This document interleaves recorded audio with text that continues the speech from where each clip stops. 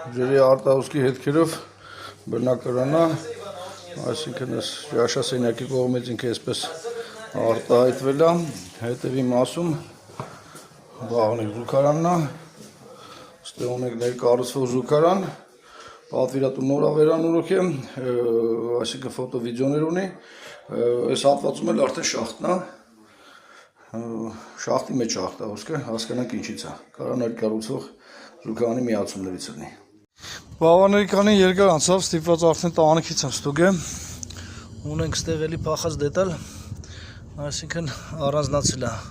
տրուբան ու դետալը, սա արդեն իր պրակլատկեն է, սա էլ արդեն ավելի ակնհայտ, այսինքն սա 6-ի առաստաղի տրայնիկն է, այսինքն հարևանի տրապի միացած, ու ուղղակի դետալը փախել է, այս այնտեղ կանտենք տեսնենք։ Բացատրեմ պատճառը, այսինքն հակառակ կողմից, այսինքն ճաշասենյակից ենք քանդված է, ուրեմն այստեղ տեղադրված է գիլզա, խողովակը ուղղակի հետո տաք ջրով օգտագործելու ժամանակ խողովակը իջել է ներքև, դրա համար է դետալը փախել է,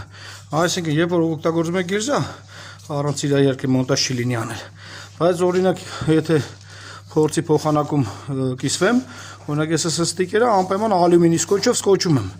սկոչել եմ ժամանակին, որ ինքը ոնց որ լինի արմատուրա ապորա, ու մի խոսքով էլ ամրակ պետք է լինի, որ ինքը հետո չկարողանա սղա, այսինքն այստեղ սղացել է իջել է ներքև, այստեղ քանդել ենք, որ փորձենք բարձրացնենք վերև։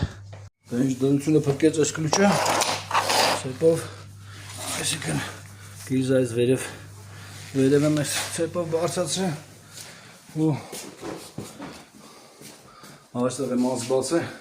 որ կարողանամ այդ փախած դետալը ուղղակի ուղղորդեմ անկյունի վրա։